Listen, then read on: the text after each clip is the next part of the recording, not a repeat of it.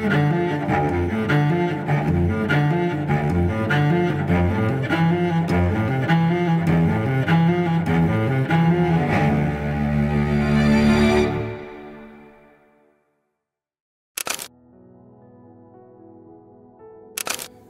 Bapak Ibu sekalian, kita akan melanjutkan hari ini pembacaan Alkitab kita di dalam Terang Bagi Jalanku. Kita akan membaca dari Kisah Rasul pasal yang ketiga, mulai dari ayat yang ke-17 sampai dengan selesai. Mari kita bersama-sama berdoa di hadapan Tuhan. Bapa di dalam surga, kami berdoa memohonkan kepada Tuhan, kiranya Engkau berkenan untuk bekerja di antara kami. Berikanlah kepada kami Tuhan pembacaan kitab suci yang sehat, dan berikanlah kepada kami kehidupan yang ditata seturut dengan pembacaan kitab suci yang sehat. Terima kasih Tuhan, kiranya nama-Mu dipermuliakan, dalam nama Tuhan Yesus kami bersyukur dan berdoa. Amin. Kisah Rasul pasal 3 ayat 17 sampai dengan 26. Nah, saudara-saudara, aku tahu bahwa kamu telah berbuat demikian karena tidak tahu apa yang kamu lakukan, sama seperti semua pemimpin kamu. Namun dengan jalan demikian Allah telah menggenapi apa yang telah difirmankannya dahulu dengan perantaraan nabi-nabinya, bahwa Mesias yang diutusnya harus menderita. Karena itu sadarlah dan bertobatlah supaya dosamu dihapuskan, agar Tuhan mendatangkan waktu kelegaan dan mengutus Yesus yang ditetapkan bagimu sebagai Kristus. Kristus itu harus tinggal di sorga sampai waktu pemulihan segala sesuatu, seperti yang difirmankan Allah dengan perantaraan nabi-nabinya yang kudus di zaman dahulu. Bukankah telah dikatakan Musa, Tuhan Allah akan membangkitkan bagimu seorang nabi dari antara saudara-saudaramu sama seperti aku. Dengarkanlah dia dalam segala sesuatu yang dikatakannya kepadamu. Akan terjadi bahwa setiap orang yang tidak mendengarkan nabi itu akan dibinasakan dari tengah-tengah umat. Lagi pula, semua nabi yang pernah berbicara mulai dari Samuel dan yang datang sesudah dia telah bernubuat tentang zaman ini. Kamulah yang mewarisi nubuat-nubuat itu dan mendapat bagian dalam perjanjian yang diadakan Allah dengan nenek moyangmu ketika ia berfirman kepada Abraham, melalui keturunanmu semua bangsa di muka bumi akan diberkati. Bagi kamulah pertama-tama Allah membangkitkan hambanya dan mengutusnya kepada kamu supaya ia memberkati kamu dengan membuat kamu masing-masing berbalik dari segala kejahatanmu. Sampai di sini pembacaan Alkitab kita. Baik, rekan-rekan sekalian, di dalam bagian sebelumnya kita mendapati saudara bahwa Petrus dan Yohanes oleh kuasa Allah membangkitkan seorang yang lumpuh saudara. Dan di dalam peristiwa kebangkitan seorang yang lumpuh itu saudara, ini bukan sekedar mujizat, dari tidak bisa berdiri maka jadi bisa berdiri, dari tidak bisa berjalan menjadi bisa berjalan. Kita mendapati saudara, pertama-tama saudara Petrus dan Yohanes berkata kepada orang itu, tataplah kami, lihatlah kami. Petrus dan Yohanes melihat orang itu. Dia ini bukan sekedar objek. Dia ini bukan sekedar objek belas kasihan untuk dikasih uang, tapi dia ini adalah sesama manusia untuk ditatap wajahnya, diajak berbicara. Dan tidak cukup sampai di sana, sudah Petrus dan Yohanes sudah sengaja berkata kepada orang itu, ya, tataplah kami, lihatlah kami. Dan tidak berhenti sampai di sana juga, sudah orang ini nanti setelah disembuhkan dia akan berdiri, dibantu untuk berdiri, lalu dia berdiri. Dan setelah dia berdiri, dia akan melompat-lompat untuk masuk ke dalam bait Allah dan mempermuliakan Allah, sudah. Nah, ini adalah satu buah pemulihan yang besar, sudah. Bukan sekedar mujizat medis, mujizat fisik dari lumpuh menjadi bisa berdiri, tapi ini adalah satu buah mujizat relasional. Sekarang kamu akan dilihat dan kamu akan melihat, kamu akan ditatap sebagai sesama manusia, dan sekarang bersama-sama dengan umat Tuhan yang lain kamu akan masuk ke dalam bait suci dan memuji Allah, saudara. Ini adalah satu buah peristiwa yang besar, dan berkenaan dengan peristiwa yang besar ini, saudara, Petrus memberikan komentar dengan mengatakan bahwa kamu jangan heran, karena ini bukan tentang kami dan bukan tentang kesalehan kami. Kristianitas, saudara, sama sekali bukan tentang para praktisinya yang hebat-hebat. Jadi kalau kita membayangkan tentang kekristenan, jangan kita terutama membayangkan tentang para praktisi kekristenan yang hebat-hebat, atau para pendetanya, para pemukanya yang hebat-hebat itu, teolog-teolog yang besar, orang-orang pendeta-pendeta yang besar yang hebat-hebat itu. Puji Tuhan, sudah. Ada mereka itu puji Tuhan. Mereka itu dikaruniai oleh Tuhan, dipimpin oleh Tuhan, puji Tuhan. Namun sudah, Kristianitas bukan tentang mereka, bukan tentang orang-orang besar itu, bukan tentang gereja-gereja atau denominasi yang besar, sudah. Tapi Kristianitas adalah tentang Yesus Kristus. Christianity is all about Christ, dan Kristus Yesus yang dinyatakan oleh umatnya, oleh gerejanya di dalam kuasa Roh Kudus. Itulah kekristenan, saudara. Dan sekarang, saudara, berkenaan dengan Kristus Yesus yang dinyatakan itu sendiri, saudara, Petrus melanjutkan dengan menyatakan bahwa Kristus Yesus itu adalah Kristus Yesus yang kamu serahkan ke dalam tangan orang berdosa untuk dimatikan. Tetapi kamu sudah melakukan itu tanpa pengertian. Petrus mengatakan ini, saudara. Kamu sudah melakukan itu tanpa pengertian. Seperti para pemimpin kamu yang melakukan itu, kamu melakukannya tanpa pengertian. Kamu tidak mengerti bahwa Yesuslah Sang Mesias yang dijanjikan oleh Allah. Sehingga kamu melakukan satu buah kesalahan yang sangat-sangat fatal. Nah ini sudah di bagian sebelumnya ya. Ada kata-kata, kamu telah membunuh perintis kehidupan. Perintis kehidupan dimatikan. Sudah bisa membayangkan, saudara, kesalahan apa yang lebih salah dari hal itu, saudara? Nggak ada, saudara. Yang namanya perintis kehidupan malah dimatikan. Artinya kita tidak ada harapan apapun saja untuk bisa memperoleh kehidupan, saudara. Perintis kehidupan malah dimatikan, saudara. Tidak ada kesalahan yang lebih salah dari itu, saudara. Tidak ada tragedi yang lebih mengerikan dari hal itu, saudara. Tetapi apakah dengan jalan demikian Tuhan jadi mati kutu, saudara? Tuhan jadi gang buntu, ya? Karena jalan keluar, Sang Pemberi hidup malah kamu matikan. Ya udah, selesailah, tidak ada harapan lagi, saudara. Apakah seperti itu? Ternyata tidak, saudara. Tuhan kita tidak berhadapan dengan gang buntu, nggak pernah, saudara. Justru, saudara, di dalam tragedi itu, saudara, Petrus mengatakan bahwa tetapi justru melalui hal itu Tuhan Allah menggenapkan apa yang sudah dijanjikan, yang sudah dinubuatkan sejak lama, yaitu bahwa Mesias harus menderita. Nah kita melihat, saudara, bahwa keadaan serumit apa, sehancur apa, karena kesalahan kita sendiri, karena kekonyolan kita sendiri, ternyata Tuhan tidak mati kutu, Tuhan tidak menjadi gang buntu, saudara. Ternyata justru dalam keadaan yang paling hancur sekalipun, Tuhan Allah bisa membuat kehidupan yang paling luar biasa, membahagiakan, saudara, paling menebus, saudara. Nah ya, tebusan yang paling puncaknya, intinya akan ada di dalam Mesias yang menderita. Nubuatan yang panjang itu digenapi justru ketika Tuhan Allah memakai kesalahan umat manusia, saudara. Maka Petrus berkata bahwa ini bukan gang buntu bagi kalian. Ini bukan jalan akhir bagi kalian. Saudara, cukup disayangkan, saudara. Sangat patut disayangkan ya, bahwa subsequently ya, orang-orang Kristen itu banyak yang memakai ayat-ayat seperti ini. Termasuk ayat yang lainnya itu ada ayat seperti kayak di dalam akhir-akhir Injil Matius, sudah ketika Tuhan Yesus diperhadapkan dengan Pilatus, lalu Pilatus mengatakan bahwa wah, saya mendapati orang ini tidak bersalah. Bagaimana kamu itu mau menyalibkan orang ini? Orang ini tidak bersalah loh. Jadi saya cuci tangan ya, ini bukan urusan saya ya. Lalu mereka mengatakan, tanggungkanlah itu kepada kami, tanggungkanlah darahnya kepada kami dan kepada anak cucu kami. Nah orang-orang Kristen sudah subsequently ya, ada yang memakai ayat-ayat seperti itu untuk mengatakan bahwa nah Yahudi yaitu memang pantas untuk mendapatkan penganiayaan. Yahudi itu pantas untuk mengalami penderitaan. Nah itu sudah, kalau kita tanya ya, di dalam sejarah umat manusia, salah satu ras yang paling banyak sudah ya mengalami penganiayaan, penindasan, penderitaan yang besar ya orang-orang Yahudi, sudah. Dan sangat patut disayangkan kalau ada orang-orang Kristen yang memakai ayat-ayat seperti ini untuk mengatakan bahwa ya layak tuh, memang dia kesalahannya parah kok, perintis kehidupan dimatikan. Kesalahan apa yang lebih parah dari itu, sudah? Tetapi sudah, kita melihat ya, kesalahan yang separah apapun sudah, ternyata tidak membuat gang buntu. Justru melaluinya, ya dikatakan ya, justru melaluinya Tuhan Allah menggenapi janjinya bahwa Mesias harus menderita. Dan kenapa Mesias harus menderita? Kita tahu sudah di dalam soteriologi kita, Mesias harus menderita karena menanggung kesalahan kita, menanggung penderitaan kita, saudara.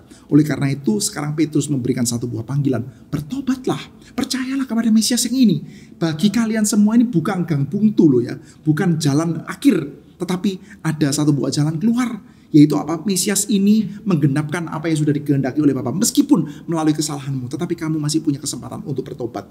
Dan ketika kamu itu melakukan pertobatanmu, kamu akan melihat ya bahwa di dalam Yesus Kristus ini, kita melihat ya akan ada hal seperti ini. Ayat 21 ini ayat kunci, sudah penting ya. Kristus itu harus tinggal di sorga sampai pemulihan segala sesuatu. Di dalam Kristus ini, dalam Kristus yang menderita, dalam Mesias yang menderita yang telah dinubuatkan ini, akan terjadi pemulihan segala sesuatu. Kita melihat anything goes wrong di dalam dunia ini, saudara. Ada penindasan, ada kejahatan, ada ketidakadilan, ada ketidakindahan, ada penipuan, ada kemunafikan, ada saling memanipulasi di sini dan di sana, saudara. Dan itu semua akan dipulihkan. Dunia Tuhan Allah, dunia yang diciptakan oleh Tuhan Allah, kerajaan surga bukan kerajaan sedemikian. Kerajaan surga adalah satu buah kerajaan yang indah. Maka segala sesuatu akan dipulihkan, saudara, di dalam Yesus Kristus ini. Dan bagi mereka yang menolak, tentu saja mereka tidak akan berbagian di dalam pemulihan itu. Di dalam ayat yang ke-23 dicatat seperti ini, saudara. Akan terjadi bahwa setiap orang yang tidak mendengar nabi itu akan dibinasakan dari tengah-tengah umat. Jadi saudara, kita melihat ya bahwa di dalam Yesus Kristus akan terjadi pemulihan segala sesuatu. Siapa yang menolak dia? Ini sudah dinubuatkan sejak zamannya Musa. Siapa yang menolak dia akan dibinasakan, saudara. Tentu saja ya kita melihat ya ada cerita pemulihan. Siapa yang tidak mau berbagian dalam cerita pemulihan dalam Yesus Kristus, tentu saja ya dia tidak berbagian. Dia akan dibinasakan, saudara. Namun saudara, sebelum ke sana ternyata ada satu buah waktu Sebelum sampai kepada masa pemulihan. Sekarang Kristus harus di sorga, sampai dalam masa pemulihan. Ternyata sudah ada catatan seperti ini. Karena itu sadarlah dan bertobatlah, ayat 19 ya, supaya dosamu dihapuskan, agar Tuhan mendatangkan waktu kelegaan dan mengutus Yesus yang telah ditetapkan bagimu sebagai Kristus. Agar Tuhan mendatangkan waktu kelegaan. Sebelum sudah di dalam ayat 21 dikatakan waktu pemulihan segala sesuatu akan ada waktu kelegaan, sudah. Apa maksudnya, sudah? Di dalam bagian ini kita diajak untuk melihat, ya, di satu sisi ada satu buah pengharapan eskatologis ke depan, yaitu akan ada pemulihan segala sesuatu. Pemulihan segala sesuatu yang sudah bisa mereka saksikan secara kecil di depan mata mereka barusan, yaitu orang lumpuh. Orang lumpuh yang at best ya, paling banter. Dia akan duduk meminta-minta di situ. Paling banter, itu yang bisa dia nikmati. Dari orang-orang yang mau sembahyang, orang-orang yang akhirnya memberikan belas kasihan. Itu hal terbaik yang bisa didapatkan oleh orang lumpuh itu, yaitu sedekah. Bisa hidup sebagai orang lumpuh. Tidak pernah dipandang, tidak pernah peduli dipandang atau nggak dipandang, dan juga tidak pernah memandang orang lain, sudah. Bagi dia, orang lain adalah objek pemberi. Bagi banyak orang lain, dia adalah siapa? Dia adalah objek untuk diberi. Nah, sudah, itu aja, sudah. Ini adalah satu buah mekanisme yang diatur oleh hukum belas kasihan. Bagus juga sih, tidak jelek ya. Ada mekanisme hukum belas kasihan. Lihat ada orang tidak bisa jalan, kasihan, ya dikasih sedekah. Ada lihat orang jalan mau beribadah, kasih saya sedekah dong. Itu ya, mekanismenya seperti itu. Ada yang berbelas kasihan, ada yang menerima belas kasihan. Siapa itu, sudah? Ya mereka yang berbelas kasihan, mereka yang dikasihani, sudah. Tetapi sudah, ternyata sudah ada pemulihan segala sesuatu. Pemulihan segala sesuatu yang sekarang mereka bisa saksikan secara kecil-kecilan di depan mata mereka, secara konkret. Tadinya itu adalah objek pemberi dan objek menerima, si pemberi dan si penerima. Tapi sekarang menjadi sesama manusia. Saya melihat kamu, kamu melihat saya. Saya peduli loh kamu lihat saya atau enggak. Lihat saya. Kalau kamu lagi ngomong sama saya, lihat saya. Maka Petrus dan Yohanes memandang orang itu dan berkata, lihatlah kami, tataplah kami. Dan tidak cukup sampai di sana, dia akan berdiri dan masuk ke dalam bait Allah untuk menikmati bagaimana Tuhan Allah melihat dia, sudah. Dan nanti ibadah di dalam bait suci, kebaktian dalam bait suci, ada ucapan-ucapan doa berkat di dalam bait suci. Dan kita tahu, sudah, salah satu ucapan doa berkat yang indah sekali ya, ada di dalam Perjanjian Lama, sudah. Ada kata-kata, Tuhan memberkati engkau dan melindungi engkau. Tuhan menyinari engkau dengan wajahnya dan memberi engkau kasih karunia. Menyinari engkau dengan wajahnya. Dan setelah itu, sudah, Tuhan menghadapkan wajahnya kepadamu dan memberi engkau damai sejahtera. Shalom itu artinya apa? Artinya Tuhan menghadapkan wajahnya kepadamu.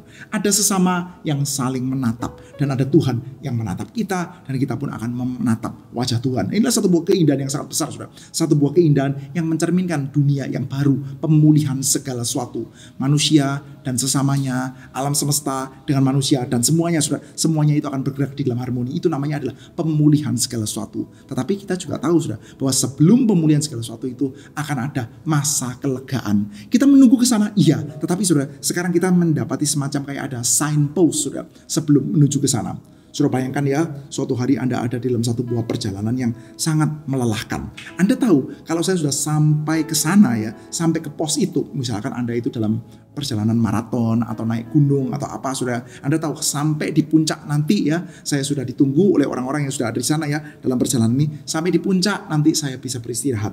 Ketika saya beristirahat, sambil beristirahat saya lihat itu seluruh pemandangan yang begitu indah, lalu dalam keadaan capek, panas, saya akan minum air yang cukup. Tapi sekarang dalam perjalanan masih belum bisa. Saya masih akan ngos-ngosan dulu. Saya akan naik, perjalanan naik, memanjat. Saya masih akan sangat ngos-ngosan. Tetapi, sudah, ternyata kadang-kadang tidak perlu tunggu sampai paling atas lalu bisa melihat seluruh pemandangan yang sangat indah. Kadang-kadang ada signpost kecil, sudah. Ada pos-pos ya. Ketika Anda sampai kepada pos tertentu, sampai di sana ada semacam kayak termos yang gede, sudah. Di dalamnya itu ada soft drink yang dingin, sudah. Di tengah-tengah siang yang panas gitu ya. Kita mengharapkan nanti sampai di puncak sambil menikmati minuman, makanan yang sudah disediakan di atas sana, lalu kita menikmati pemandangan dari puncak gunung, sudah. Wah, pemandangan yang sangat indah. Tetapi sebelum ke sana ternyata bisa juga ada kelegaan di dalam signpost, di dalam satu buah pos-pos kecil ini, sudah. Yang nanti di pos kecil ini Anda juga sudah melihat ya, lumayan bukit itu, lumayan atas juga. Anda lihat pemandangan sudah bagus.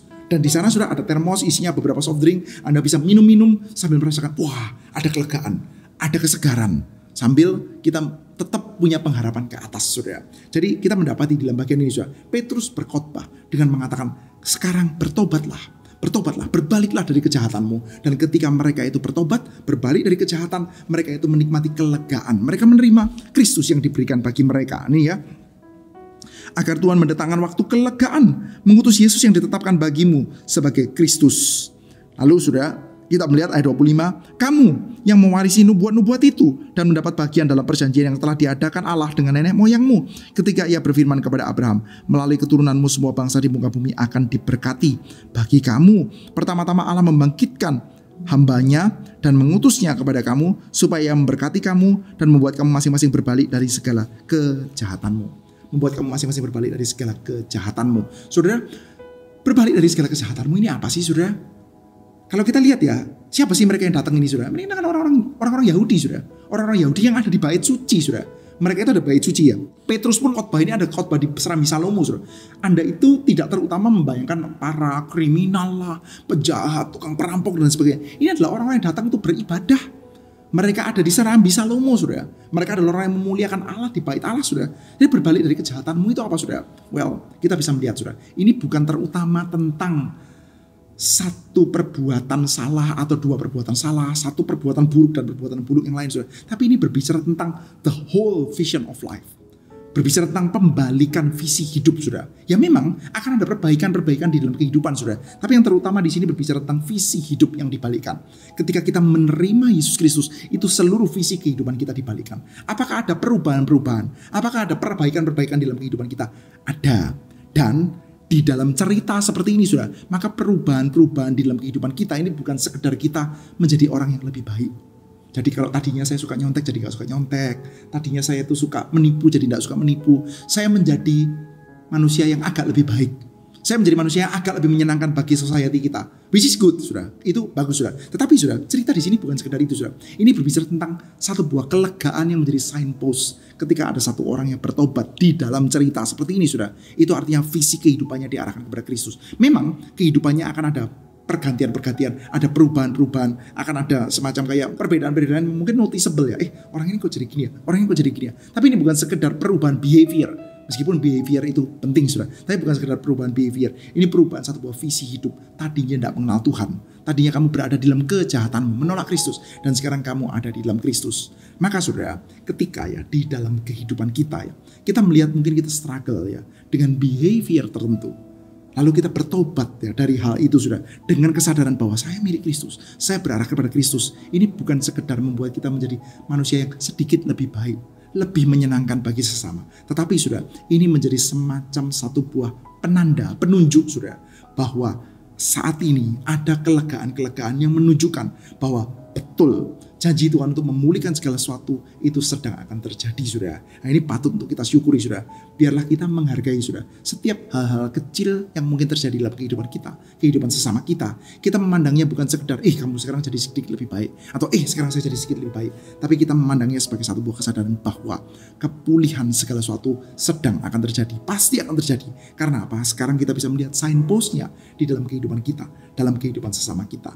Baik, rekan-rekan sekalian, hari ini saya mengajak kita untuk bersama-sama mendoakan. Biarlah Tuhan berkenan untuk mengubahkan seluruh kehidupan kita, untuk boleh memiliki visi yang makin lama makin jelas kepada Kristus. Sehingga melaluinya memang kehidupan-kehidupan kita menjadi satu buah kehidupan yang merupakan bentuk pertobatan, berarah visinya menuju kepada Tuhan kita, Yesus Kristus. Baik, rekan-rekan sekalian, kita bertemu kembali di dalam Terang Bagi Jalanku episode selanjutnya. Tuhan berkati setiap kita, terpujilah Tuhan.